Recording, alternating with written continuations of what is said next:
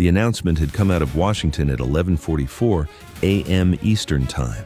A sweeping executive order expanding sanctions on Iranian petroleum exports, freezing the accounts of 17 IRGC-affiliated financial entities, and blacklisting 4 additional state-owned shipping companies that had been operating as authorized logistics networks for sanctioned cargo across the Gulf.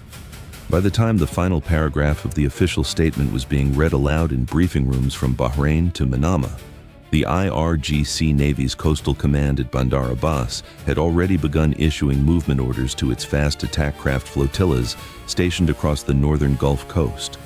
The message from Tehran was not ambiguous to anyone who understood how the IRGC communicated its intentions. It did not need to be spoken. It was expressed in shaft revolutions. At 4:31 a.m. local time, the USS guided missile destroyer had been transiting the Strait of Hormuz on a routine freedom of navigation operation. The passage had been planned, filed, and communicated through standard maritime notification channels.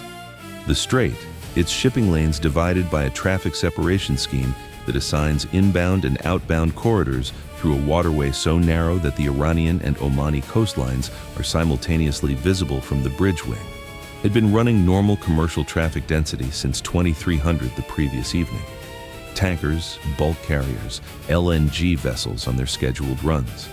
The kind of maritime activity that moves 2/3 of the world's seaborne oil through a 14-mile-wide geological coincidence every single day, indifferent to the political temperature of the shore installations watching from both sides. The commanding officer had been on the bridge since 3:50 a.m., not because any specific intelligence had indicated an imminent threat at that hour, but because the commanding officer of a U.S. Navy destroyer transiting the Strait of Hormuz in the 72-hour window following a major sanctions announcement does not sleep during the passage if he understands his operational environment. He had read the morning intelligence summary before anyone else on the ship was awake. He had the threat picture in his head with the detail and clarity of someone who had been studying IRGC naval doctrine for 3 consecutive deployments. He stood at the bridge with a cup of coffee going cold in his hand and watched the tactical display and said nothing to the navigator except the standard watch exchange acknowledgments. At 4:31 a.m., the first contact appeared on the surface plot at bearing 007 degrees, range 22 nautical miles. A fast mover. No AIS. No navigation lights on the visual feed from the forward camera. The watch officer logged it, assigned it a track number, and reported it to the commanding officer without inflection. A single fast mover without identification was not a threat declaration. It was a data point. The commanding officer acknowledged it and kept his eyes on the chart. By 4:34 a.m., there were 4 contacts. By 4:37 a.m., there were 9. The surface plot was filling with inbound chevrons from 2 distinct bearing groups, the first cluster originating from the Iranian coastline to the northwest, the second emerging from the shadow of the Tunb Islands to the northeast, where the shallow water and the irregular coastline geometry had apparently been used to mask the flotilla's initial movement from the destroyer's radar, until it was already well inside the outer detection range. The track supervisor's voice did not rise. It did not need to. Everyone on the watch with eyes on a display understood what 14 individual contacts moving in organized formation at speeds between 28 and 35 knots, all without identification, all on converging vectors, was communicating without a single word on any radio frequency. 14 contacts, all IRGC fast attack craft, all accelerating toward the destroyer's projected track through the narrowest segment of the transit corridor. The Combat Information Center was already at elevated readiness when the commanding officer stepped off the bridge and moved down to it at 4:39 a.m. The space smelled the way it always smelled at full operational load, recycled air, the specific chemical warmth of multiple radar and communication systems running at maximum output, and something underneath all of it that was not a technical smell at all, but a human one. The smell of people under concentrated pressure in a sealed space. The red battle lighting cast everything in a flat, clinical glow that made the tactical displays burn with extra intensity by contrast. The senior watch officer was already at the central plot. The tactical action officer was at his station with weapon systems in active standby. his eyes cycling between the surface picture and the air picture and the electronic warfare display on a rotation that had become instinctive over 4 deployments. The commanding officer did not alter course. He stood at the tactical plot and watched the geometry close and issued no order that changed the ship's heading by a single degree. This was not inflexibility. It was doctrine executed by a man who had thought through every implication of what a course deviation would mean at this specific moment in this specific waterway. A course change at this hour, in this passage, with 14 hostile contacts closing from 2 bearing groups, would register on every IRGC radar screen as the first measurable evidence that the ship could be moved, that its track was negotiable, that there existed somewhere in the commanding officer's calculus a threshold below which deviation was possible. The entire architecture of IRGC swarm doctrine depended on finding that threshold. The commanding officer's response was to confirm that the threshold did not exist.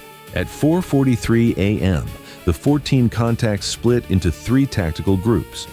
The first group of 5 fast attack craft accelerated to maximum speed and took up a blocking formation 2,400 yards, directly ahead of the destroyer's projected track, positioning themselves across the transit corridor in a line abreast configuration that physically occupied the navigable channel.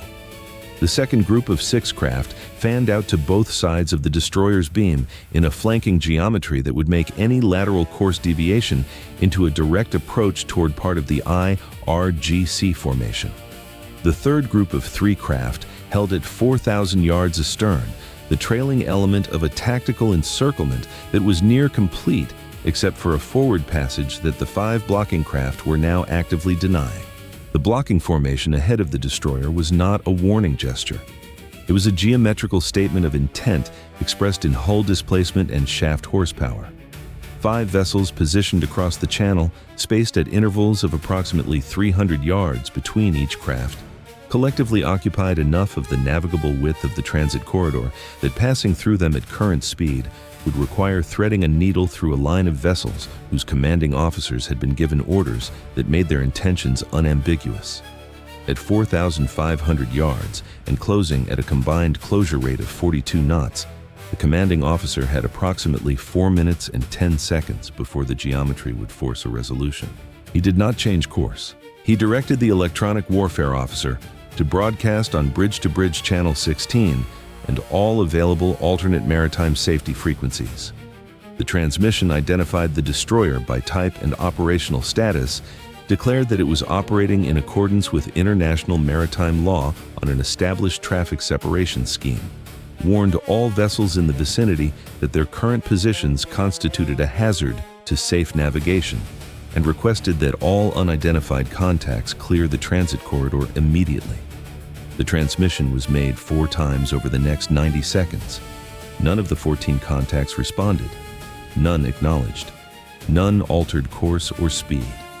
The radio returned the particular silence that is louder than any response, the silence of an adversary that has received the transmission, understood it fully, and made the deliberate choice not to answer.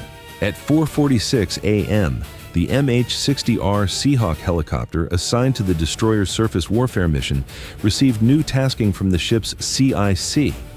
The crew had been airborne for 28 minutes on a standard screening orbit ahead of the transit. Now they descended from 1,800 feet to 240 feet above the surface, reduced their airspeed, and positioned their aircraft directly over the lead vessel of the blocking formation. The laser designator came online at 4:46:43 a.m.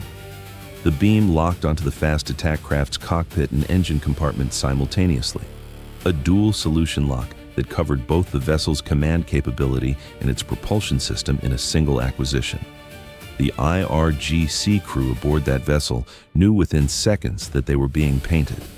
Their own defensive systems registered the laser energy. The meaning was clinical and immediate. Someone has computed a targeting solution against your vessel. That solution is live. It is being held by a crew that has the authority to apply it. 3 of the 5 blocking craft responded to the laser designation by reducing speed and beginning a slow divergence from their blocking positions. They did not broadcast their withdrawal on any frequency. They simply began, incrementally, to move aside. Whether this represented a partial capitulation or a tactical repositioning to support the flanking groups was not immediately clear, and the CIC watch team did not treat ambiguity as resolution. Two blocking craft held their positions. At 4:48 a.m., the closest point of approach calculation against the lead blocking vessel read 410 yards and falling. 410 yards between the bow of a U.S. Navy guided missile destroyer traveling at 16 knots and the hull of an IRGC fast attack craft whose crew had received laser designation had received 4 radio warnings and had chosen to remain in position. The navigator reported the CPA value without additional comment because additional comment was not required. The number spoke for itself with a clarity that no verbal elaboration could improve. The commanding officer authorized the next escalation step at 4:48:31 a.m.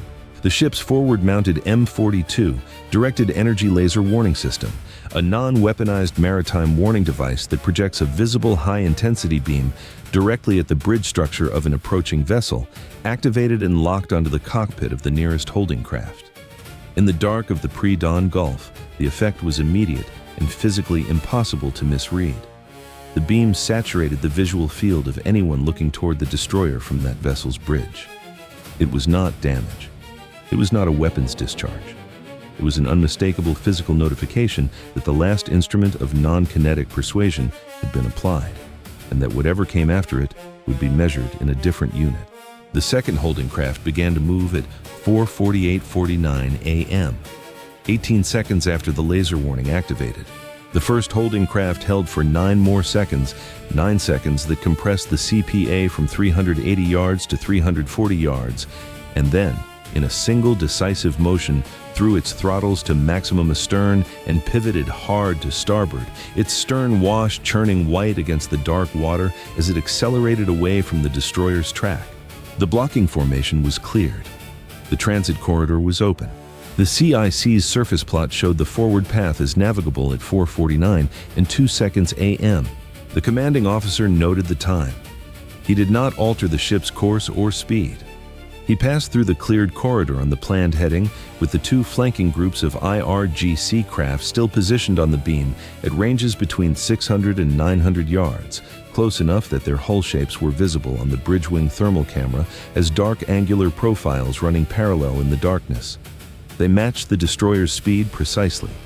They maintained their beam positions with the disciplined geometry of units following a specific instruction. They were not attacking. They were escorting. Or rather, they were executing the IRGC's preferred fallback posture when a blocking action fails. Transition to visible surveillance presence, document the American transit in every available sensor format, and transmit the data back to Bandar Abbas for the operational debrief that would follow. Then, at 4:52 a.m., the Electronic Warfare Suite registered an S-band radar emission from bearing 028 degrees, range estimated at 31 nautical miles. Signal characteristics processed and classified within 8 seconds. The emission was consistent with the targeting radar associated with a Shahed series reconnaissance variant configured for naval surface targeting, not a shore-based system. The bearing geometry and the signal propagation characteristics were consistent with an airborne emitter at altitude. Something was flying in the dark to the northeast, and it had just activated a targeting sensor. The air picture assembled itself on the display in the following 40 seconds. The contact was small, very small, with a radar cross-section that the SPY-1 had been tracking as a tentative classification for the previous 11 minutes without elevating it above background noise confidence. Now, with the S-band targeting emission as corroborating data, the system reclassified it automatically. Unmanned aerial vehicle, estimated wingspan in the medium category based on radar return characteristics. Inbound on bearing 214 degrees, altitude 2,200 feet, speed 140 knots. The IRGC had launched the UAV from a vessel positioned northeast of the Toonbi Islands, a vessel that had been running at minimal power in the shadow of the island's radar clutter for the duration of the surface confrontation, invisible in the background of the tactical picture because nothing about its behavior had elevated it above the noise floor. It had waited, while the fast attack craft executed the blocking maneuver and drew the destroyer's full tactical attention to the surface picture, the UAV platform had been preparing its contribution to the engagement. This was the secondary layer, the element that the blocking action existed to set up.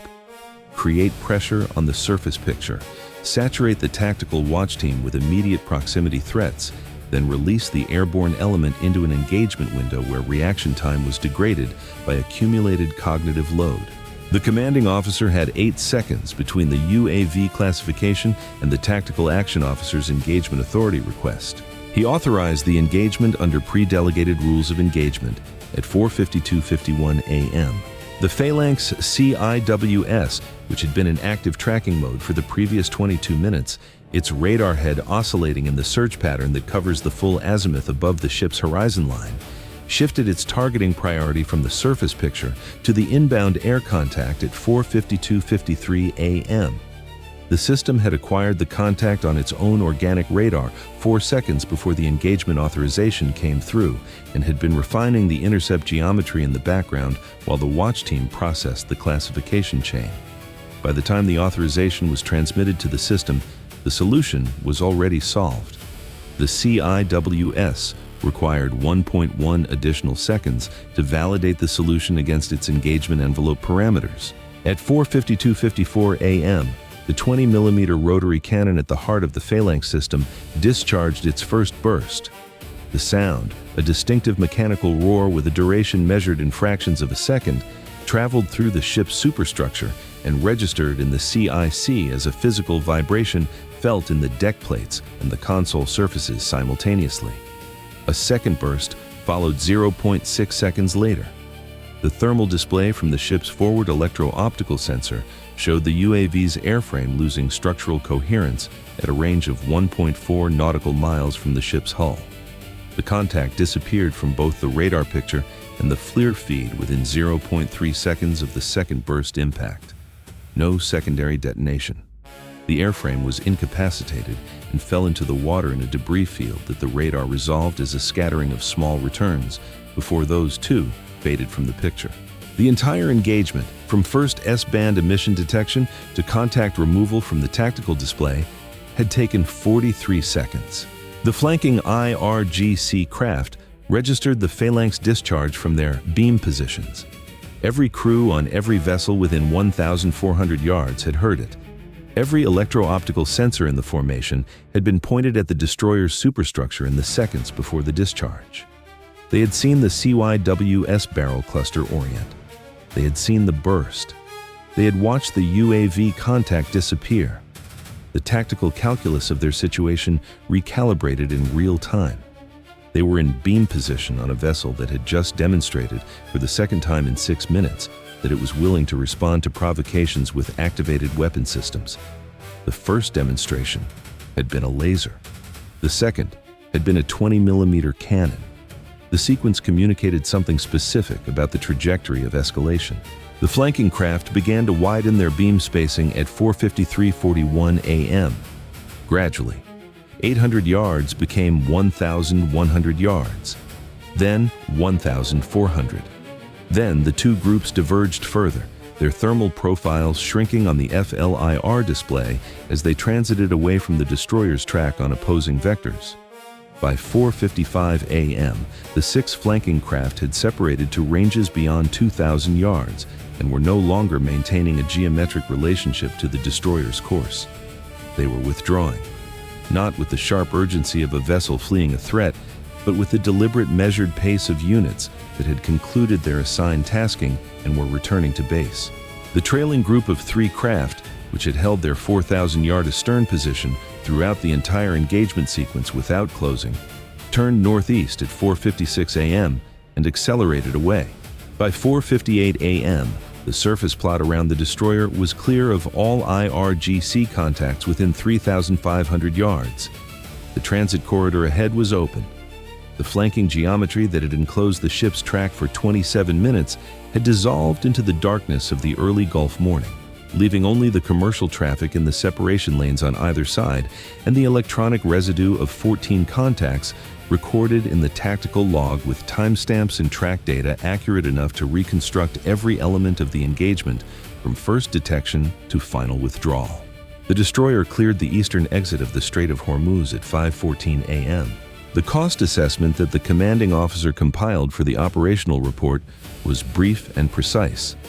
2 phalanx bursts fired, approximately 200 rounds of 20mm ammunition from the CIWS magazine, a consumption rate that was operationally negligible but financially measurable, and that required a logistical entry in the post-transit maintenance report.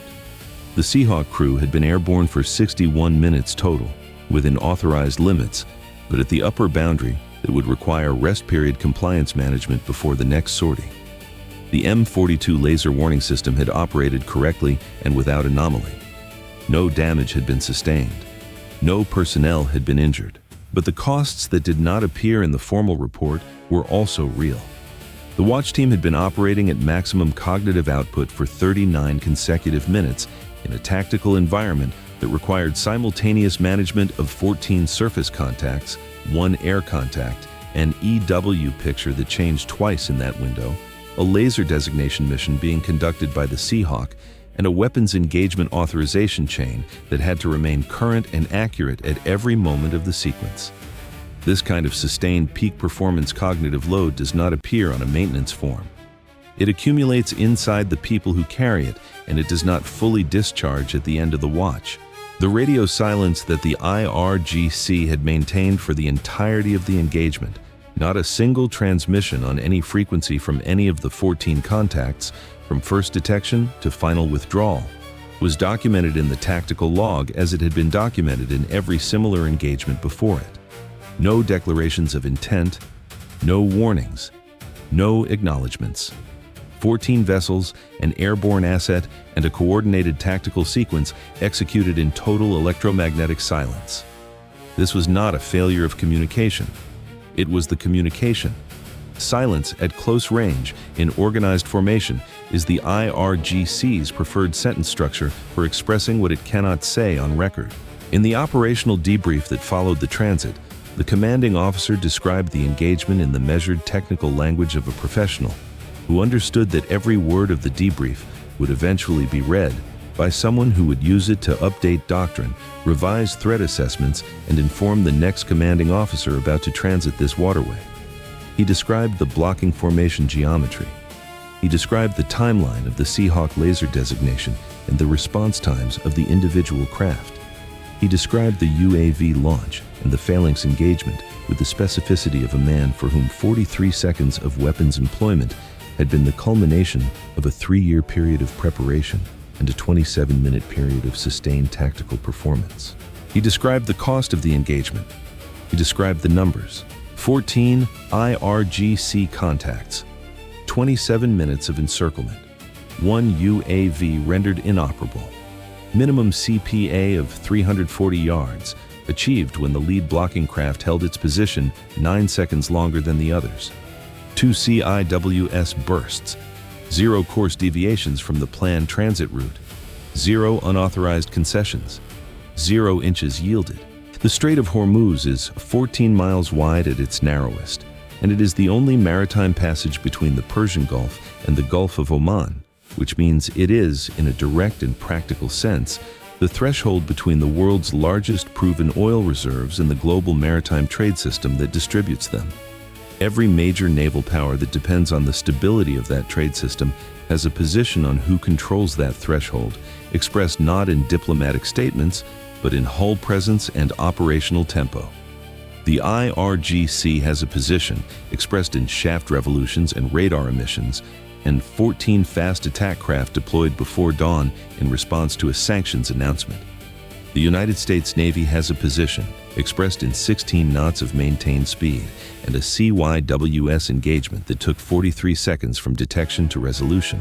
These positions are not compatible. They do not require compatibility. They require the discipline to hold the line where the line is, at the speed at which it was planned, through every instrument of pressure that an adversary with 2 decades of doctrine development can apply. The commanding officer held his line. The navigator held his heading. The tactical action officer held his authority chain. The Seahawk crew held their laser designation until the geometry resolved. No one blinked first. The adversary blinked anyway. 14 contacts, 27 minutes, 340 yards. The closest they ever came to finding the threshold. The answer they found instead was a deck that doesn't move, a radar that doesn't lie, and a crew that had already decided, long before this morning, exactly what they were and were not willing to give. The record is the geometry. The geometry does not change. And the sea remembers every hull that held its course when the pressure was greatest and the reward for flinching was close enough to almost feel real.